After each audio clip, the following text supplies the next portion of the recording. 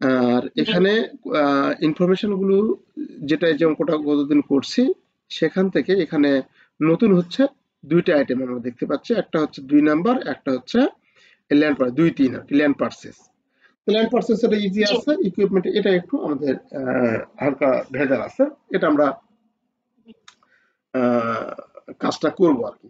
এটা একটু দেখো ভালো করে। হ্যাঁ হ্যাঁ হ্যাঁ। তো প্রথমে আমাদের কি কি লাগে অঙ্কে বলতো? নেট ইনকাম লাগে। আচ্ছা, অঙ্কে আগে আমরা ছক দেখাই। অঙ্ক নাম্বার হচ্ছে 3 না? অঙ্ক নাম্বার হচ্ছে 3। বৈশাখী আয়শার বলছে বৈশাখী, অঙ্ক নাম্বার হচ্ছে 3।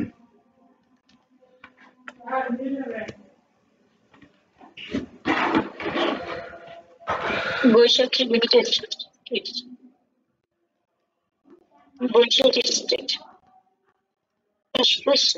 বৈশাখী লিমিটেড। জি স্যার। বৈশাখী হ্যাঁ লিমিটেড। বৈশাখী ওটা বই ইয়া সারা পড়ে গেছে আর কি, আয় সারা পড়ে গেছে। Baishakhi limited cash flow statement, cash flow statement for the year ended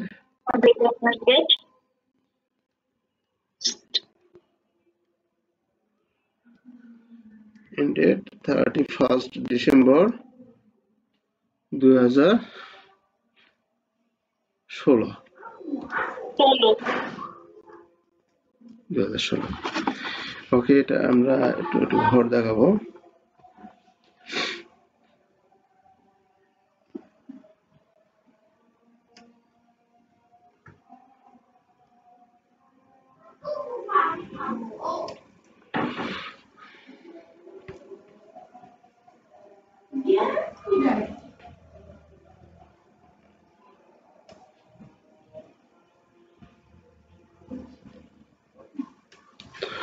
আজকে আমার ভাইয়ের মেয়ে সিলেট শাহজালাল প্রযুক্তি বিশ্ববিদ্যালয়ে যেটাতে ওটাতে হচ্ছে চলে যাচ্ছে ক্লাস, মানে হোস্টেলে চলে যাবে, এর জন্য ওকে আর কি সি অফ করতে যাবো, রাতে ট্রেনে যাবে তো।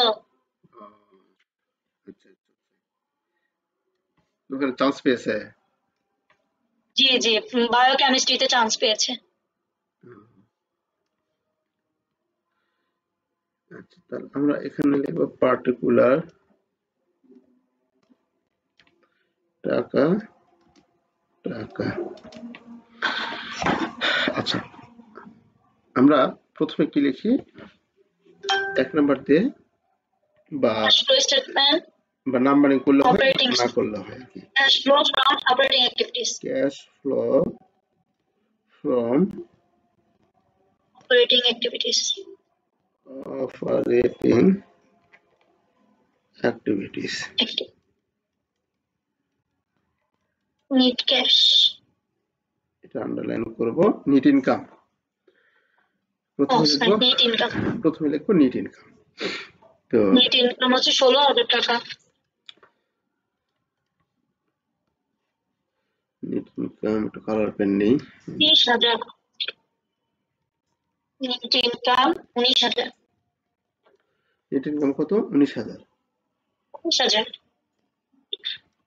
আচ্ছা, নেট ইনকাম আমাদের সমন্বয়ে দেওয়া আছে তাই না? হ্যাঁ, নেট ইনকাম জি সমন্বয়ে দেওয়া আছে। এই যে নেট ইনকাম 16,000, সরি 19,000।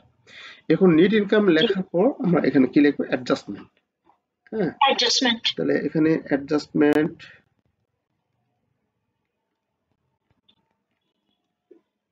মানে আমরা এখানে যোগ বিয়োগগুলো করব।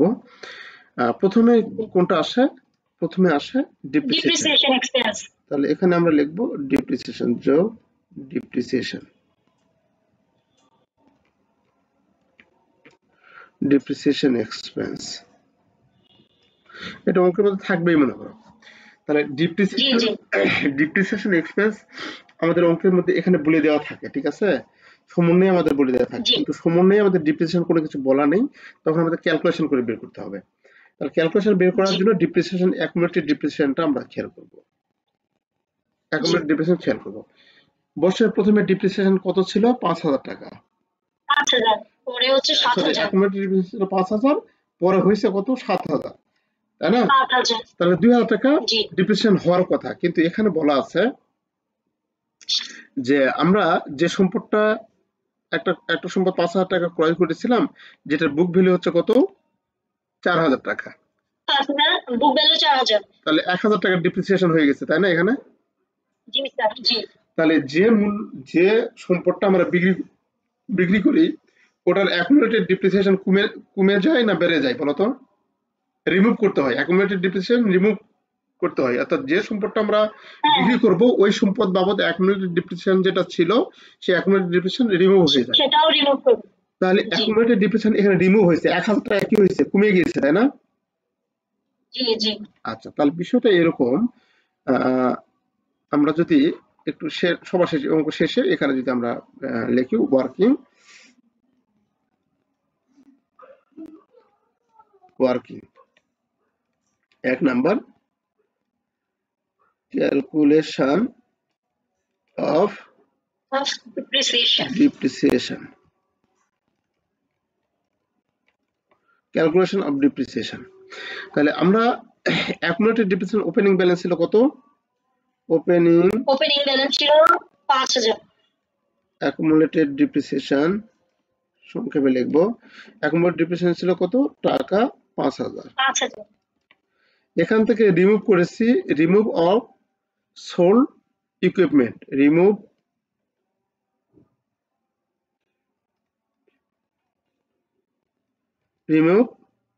Accumulated depreciation 1,000।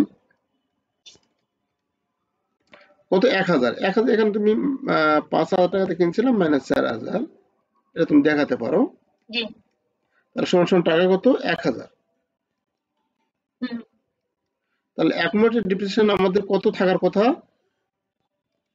তাহলে থাকার কথা হচ্ছে 4,000। 4,000। 4,000 টাকা থাকার কথা, সেটা কিন্তু বছর শেষে আছে কত? 6,000 আছে, তাই না? তাহলে এটা হচ্ছে 7,000 আছে স্যার বছর শেষে। 7,000। আচ্ছা, 7,000 আছে। তাহলে এটা হচ্ছে আমাদের কি? Opening opening accumulated opening accumulated এটা opening accumulated depreciation is to be, মানে এত হওয়ার কথা, ইজ টু বি এত হওয়ার ছিল। কথা 4,000 টাকা। তাহলে আমাদের অতএব ডিপ্রিসিয়েশন আছে কত? ডিপ্রিসিয়েশন হবে, ডিপ্রিসিয়েশন ক্লোজিং কত? Depreciation expense closing 7,000। সমান সমান 7,000। এই 7,000 টাকা জি থেকে 4,000 টাকা আমরা বাদ দিব, তাহলে কত হয়ে গেছে? 3,000 টাকা। 3,000 টাকা বৃদ্ধি পেয়েছে, এই 3,000। 3,000 টাকা হচ্ছে ডিপ্রিসিয়েশন এক্সপেন্স। জি তাহলে এই 3,000 টাকা এখানে আমরা লিখবো কেন এখানে, হ্যাঁ, এখানে কত হবে তাহলে? 3,000 টাকা। 3,000। অথবা তুমি যদি ওয়ার্কিং যদি না করো, তাহলে তুমি এখানেও তুমি জি ওয়ার্কিংটা তুমি দেখাতে পারো। এখানে কিভাবে দেখাতে পারো? এইরকম ভাবে হচ্ছে তোমার কত? 7,000 মাইনাস, এখানে 7,000 মাইনাস আমাদের কত আছে? একেবারে ওপেনিং ব্যালেন্স হচ্ছে 5,000। Opening balance 5,000। তাহলে এখানে আমরা লিখবো 5,000 হুম। মাইনাস 1,000, এভাবেও আমরা দেখাতে পারি, ঠিক আছে? জি একই স্যার। হিসাবে। আচ্ছা, তাহলে ডিপ্রিসিয়েশন এক্সপেন্স লিখলাম। ডিপ্রিসিয়েশন এক্সপেন্স লেখার পর আমরা সিরিয়াল অনুযায়ী যাব, ঠিক আছে? সিরিয়াল অনুযায়ী যাব। জি স্যার। তাহলে দেখো অ্যাকাউন্ট অ্যাকাউন্ট রিসিভেবল বেড়ে গেছে না কমে গেছে?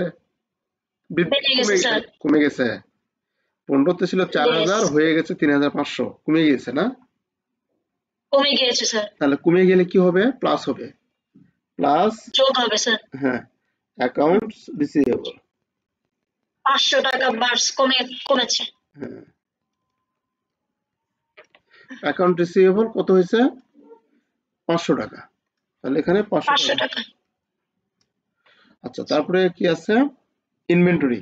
ইনভেন্টরি কি হয়েছে? বেড়ে গিয়েছে।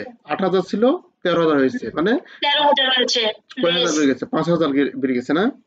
তাহলে কমে যাবে জি sir. Minus inventory. Increase inventory কত? 5,000। 5,000 কমে গিয়েছে, বাড়ছে। কমে গিয়েছে। তাহলে এটা কমে দেবো আর কি। আচ্ছা, তারপরে আছে কি? ল্যান্ডের কাজ আমাদের পরে এখন না, ইকুইপমেন্ট কাজ করে। Accounts payable. হ্যাঁ, এখন লাগবে অ্যাকাউন্টস পেয়েবল। অ্যাকাউন্টস পেয়েবল 16,000 10,000, তার মানে কমে গিয়েছে, তাই না? কমে গেছে। 6,000 জি টাকা স্যার, কমে গেছে। দায় কমেছে তাই মাইনাস মাইনাস করে দিব। মাইনাস তাহলে minus accounts payable. Payable accounts payable এখানে আমরা কিন্তু ইনক্রিজ ডিক্রিজ লিখছি না। হ্যাঁ, অ্যাকাউন্টস পেয়েবল, অ্যাকাউন্টস পেয়েবল কত টাকা? 6,000 না? জি 6,000 হ্যাঁ, 6,000 টাকা। 16,000 ছিল, 10,000 হয়েছে, তাহলে আমাদের 6,000 টাকা 6,000 টাকা কমেছে। কমেছে, মাইনাস আর নাই, শেষ। আর নাই। ওকে, তাহলে এখানে আরেকটা বিষয় খেয়াল করো, এখানে আর নাই, কিন্তু এখানে আমাদের সম্পদ বিক্রয়জনিত কোনো লাভ থাকলে সেটা মাইনাস করতে হয়, লস থাকলে সেটা যোগ করতে হয়। হ্যাঁ, তাহলে এখানে আমাদের মাইনাস এখানে কি আমাদের লাভ করছি? দেখো এখানে আমরা কি লাভ করছি?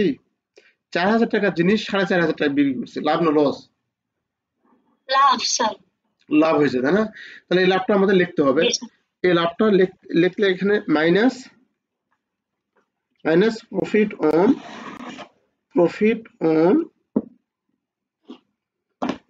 Sell profit on of equipment. Sale of equipment, হ্যাঁ, কত টাকা? 500 টাকা, তাই না? মানে 500 টাকা লাভ করেছি স্যার। হ্যাঁ, 4,500 টাকায় বিক্রি করছি, 4,000 টাকার সম্পদ, তাহলে 500 টাকা হচ্ছে লাভ। এই 500 টাকা আমরা এখানে লিখবো মাইনাস 8,000 টাকা। হ্যাঁ, এখন একটা হালকা করে একটা যোগ করো তো। স্যার এটা হচ্ছে মাইনাস ফিগার 8,000 টাকা আসছে, তার মানে টোটালটা ইউজড ইন হবে। Minus figure 8,000? হ্যাঁ আচ্ছা, 8,000 আসলে তাহলে ওটাই। তাহলে এখানে জি। লেখো 8,000 টাকা, 8,000 ইউজ না, ইউজ এখন লিখবো না, ওই যে নেট ইনকাম যোগ করার পর ইউজ লিখবো আর কি। তাহলে এটার সাথে 19,000 সাথে এটা করো, যোগ করো। ও তাহলে হচ্ছে 19,000 এর সাথে যোগ। হ্যাঁ, স্যার যোগ করবো কি আপনি? মাইনাস ফিগার ওটা মাইনাস ওই তো করবো না? ওই তো এটা যোগ করলে তো একই হবে, 11,000। 11,000 হবে, যোগ করলে একই হতো। এটা তো যোগ করবে, মাইনাস তো করবো না। 11,000, জি। এই 11,000 টাকা। এই 11,000 টাকা এখানে প্লাস ফিগার আছে, তাহলে এখানে লিখবো ক্যাশ প্রোভাইডেড বাই, এখানে তার মানে লিখবো কি? ক্যাশ নিট ক্যাশ প্রোভাইডেড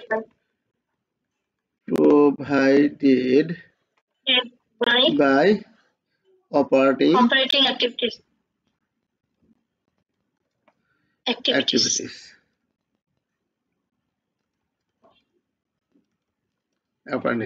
ওকে, অপারেটিংটা আমাদের ঝামেলা, তারপরে আর কিছু নাই তেমন। এখন আমরা লিখবো হচ্ছে ইনভেস্টিং, 2 নাম্বার দিয়ে লিখবো cash flow from investing activities.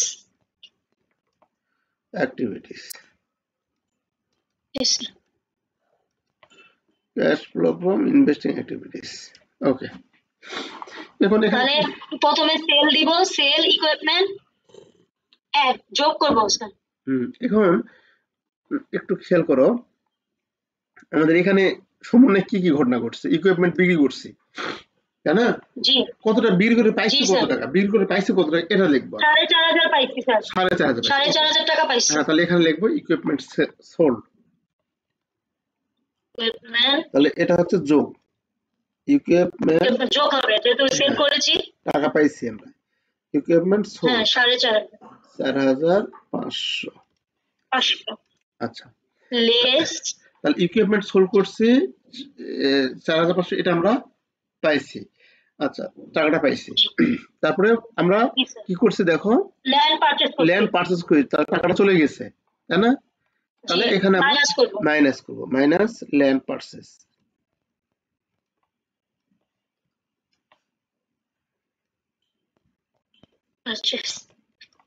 কত? 3,500 3,500 মাইনাস তার সমন্বয়ে আমাদের আর কোনো স্থায়ী সম্পদ সম্পর্কিত নেই। এখানে কি ঘটনা আছে? নাই কিছু। এখানে আমাদের এখানে খেয়াল করো, আমাদের ল্যান্ড আর ইকুইপমেন্ট আছে। তো জি ইকুইপমেন্ট আমাদের ল্যান্ড কত? ল্যান্ড হচ্ছে এটা কাজ আমরা তো করলাম ওখানে। এখন জি ইকুইপমেন্টে বলা আছে 40,000 টাকা ছিল। ইকুইপমেন্ট ছিল কত? 40,000 টাকা। 46,000 হয়েছে। 46,000 হয়েছে। তাহলে ইকুইপমেন্ট আমাদের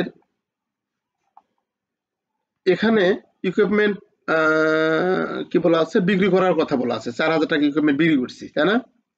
তাহলে ইকুইপমেন্ট হ্যাঁ এই বিষয়টা তুমি খেয়াল করবে যে ইকুইপমেন্ট কত টাকা ক্রয় করেছি বা ইকুইপমেন্ট কত টাকা বিক্রি করছি, এই জিনিসটা আমাদের খেয়াল করতে হবে।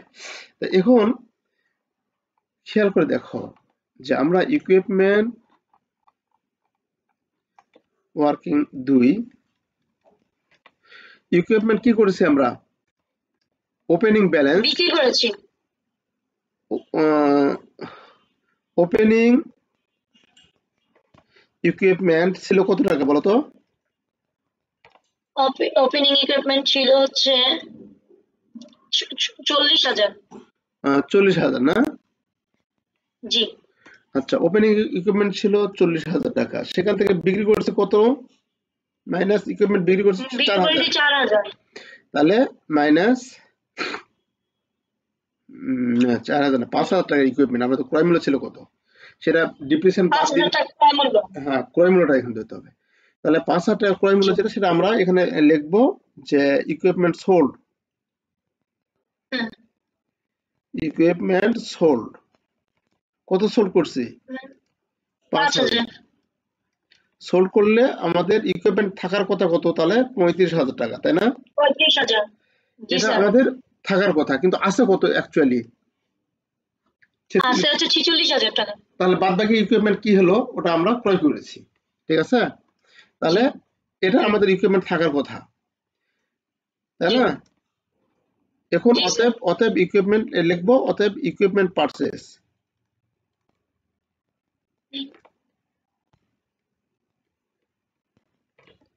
ইকুইপমেন্ট পারচেজ কত? আমাদের 46,000 টাকার ইকুইপমেন্ট ওখানে দেওয়া আছে শেষে, সেখান থেকে 35,000 টাকার ইকুইপমেন্ট আমরা কি করব? বাদ দেব। বাদ দিব। হ্যাঁ, বাদ দিলে কত পাবো? 11,000। 11,000 টাকা। এই 11,000 টাকা ইকুইপমেন্ট আমরা ক্রয় করেছি, তাহলে ক্রয় করলে জি এখানে আমরা লিখবো equipment purchase minus equipment purchase. Purchase কত? 11,000 টাকা। এই বিষয়গুলো একটু খালি খেয়াল রাখবে অঙ্কের মধ্যে। আর জি স্যার। অঙ্ক তুমি একবার এইভাবে কানায় কানায় টানবে না, একটু দূরে ফাঁকা ফাঁকা করে টানবে, ঠিক আছে? যাতে কোনো এন্ট্রি যদি সারা পড়ে তাহলে যেন আমরা ঢুকে দিতে পারি, ঠিক আছে? অঙ্কের মধ্যে জি যেন জি সেটা করতে পারি, এটা কিন্তু মাথায় রাখবে। জি স্যার। আচ্ছা, এখন এটা বাবা দেখো, আমরা যোগ বিয়োগ করবো, করলে কত হয় জি দেখো? 14,500 11,000 থেকে 14,500, তাহলে 10,000 থাকবে। 8,000 14,500 মাইনাস 4,500 10,000 থাকবে। 10,000। এটা তো মাইনাস ফিগার। হ্যাঁ, তাহলে এখানে লিখবো net cash used in investing activities, না? জি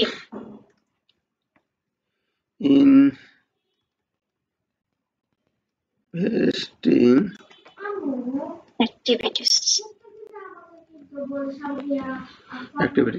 ওকে। এরপর আমরা চলে যাব cash flow from financing activities. Cash 3 number, cash flow from financing activities.